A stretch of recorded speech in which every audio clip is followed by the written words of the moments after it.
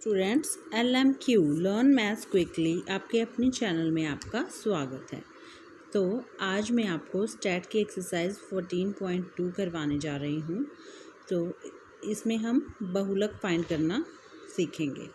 Exercise 14.2, किसी अस्पताल में विशेष वर्ष में भर्ती हुई रोगियों की आयु निम्नलिखित है, जो सारणी में दे रखी है। आयु क्या दे रखी है? 5 से 15, 15 से 25, 25 से 35, 35 से 45, 45 से 55 और 55 से 65। रोगियों की संख्या क्या है इसमें? 6, 11, 21, 23, 14 और 5। ठीक है, तो हमने सबसे पहले क्या फाइंड करना है? बहुलक। बहुलक फाइंड करने के लिए जो सबसे मैक्सिमम फ्रीक्वेंसी होती है, सबसे अधिक फ्रीक्वेंसी होती है, वो क्या है हमारे पास? इन सब में सबसे बड़ी कौन सी है? 23 है। तो जो सबसे बड़ी होती है उसको हम F1 मान लेते हैं। क्या मान लेते हैं? F1। और F1 से जो ऊपर वाली फ्रीक्वेंसी होती है उसको हम क्या मानते हैं? F0। एक में से एक गया 0। और F1 के नीचे वाली जो फ्रीक्वेंसी है उसको 1 + 1 2, मतलब F2 मान लेते हैं। ठीक है, यहाँ से हमें F1 मिल गया, F0 मिल गया और F2 मिल गया। जो हमारे पास F1 है उसकी हम ये ले लेते हैं वर्ग आकार। वर्ग आकार में देखो, ये 35 लोअर लिमिट है और ये 45 अपर लिमिट है। ये निम्न सीमा है और ये ऊपरी सीमा है। तो हम बहुलक के फॉर्मूले में निम्न सीमा का यूज़ करते हैं, जो कि क्या है हमारे पास? 35। और हम लेते हैं इसमें h क्या है? इन दोनों का डिफरेंस, जो इसमें डिफरेंस चल रहा है। 15 - 5 कितना है? ये 10 है। तो बहुलक का वर्ग क्या है हमारे पास? 35 से 45 है। और L मतलब लोअर लिमिट क्या है इसकी? निम्न सीमा क्या है हमारे पास? 35 है। और F क्या है हमारे पास? 23 है। F1 फ्रीक्वेंसी ये, F0 क्या है? इससे ऊपर वाली फ्रीक्वेंसी 21 और F2 क्या है हमारे पास? इससे नीचे वाली फ्रीक्वेंसी 14 है। ठीक है, वर्ग आकार मतलब इन दोनों का difference, upper limit minus lower limit क्या है हमारे पास? 10 है। जो बहुलक है उसका फॉर्मूला क्या होता है हमारे पास? L + F1 - F0 upon 2F1 - F0 - F2 × H। सारे सम का खेल जो है इस फॉर्मूले के ऊपर है। अगर तुम्हें ये फॉर्मूला याद है तो तुम सम कर सकते हो, अदरवाइज नहीं। तो क्या है बहुलक का formula? L + F1 - F0 upon 2F1 - F0 - F2 × H। हमें सारी वैल्यूज़ पता हैं।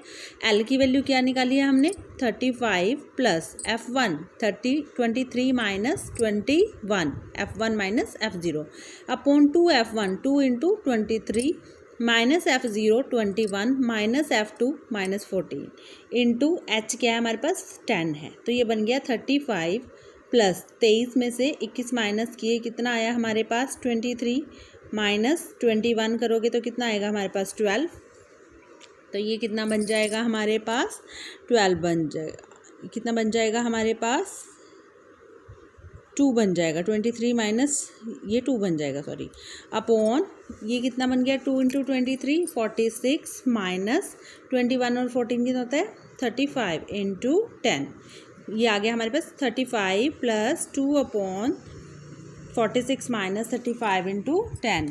तो ये आ जाएगा 2 × 10 20 हो जाएगा। 1 ये आ गया 35 + 20 अपॉन 11।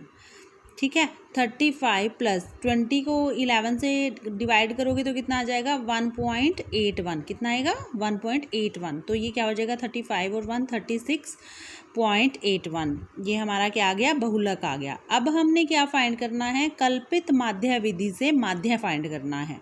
उसका फॉर्मूला क्या होता है हमारे पास? A + sigma Fi(xi) upon sigma Fy। तो उसके लिए हमें क्या करना पड़ेगा? हमें पहले वर्ग चिन्ह, मतलब इन दोनों का मिड पॉइंट। देखो, वैसे पता चल रहा है 5 और 15 का मिड पॉइंट क्या है? 10 है। 5 और 15 20/2 कितना आ गया? 10। 15 और 25 40/2 कितना आ गया? 20। 25 और 35 कितना होता है हमारे पास? 60। 60/2 30। 35 और 45 80/2 40। 45 और 55 100/2 50। और 55 और 65 120/2 कितना आ जाएगा? 60। अब हमने क्या निकालना है? ये हमारे पास क्या आया है? XI। अब हमने DI निकालना है। DI में क्या होता है? हम किसी एक को एज्यूम्ड मीन मान लेते हैं। एज्यूम्ड मीन मीन्स ए, ये कल्पित माध्य मान लेते हैं। कल्पित वैल्यू। तो उसमें से ए को xi माइनस ए, ये xi है, इसमें से ए को माइनस करते चलेंगे, मतलब 10 में से 30 घटाएंगे माइनस का 20 आएगा, 20 में से 30 घटाएंगे माइनस का 10, सब में से ये वाली वैल्यू माइनस करनी है। 30 माइनस 30 0, 40 माइनस 30 10, 50 माइनस 30 20, 60 माइनस 30 30।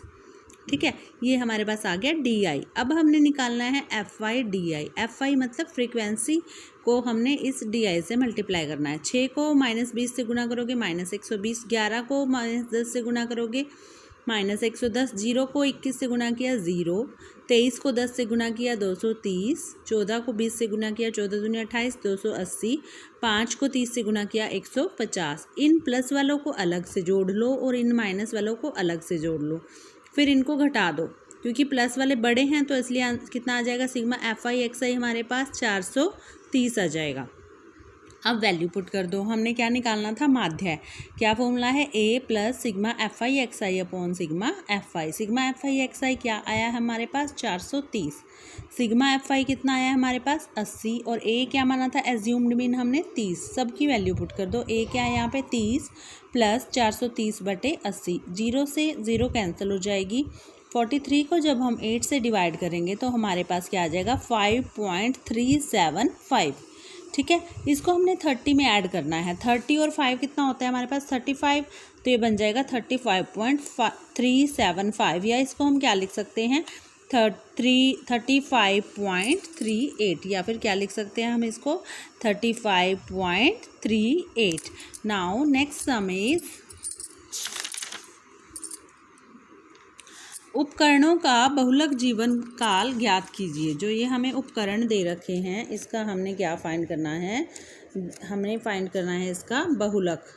तो जीवन काल हमें दे रखा है घंटों में, क्या है 0 से 20, फिर 20 से 40, 40 से 60, 60 से 80 और 80 से 100, 100 से 120। बारंबारता क्या दे रखी है हमें 10, 35, 52, 61, 38 और 29।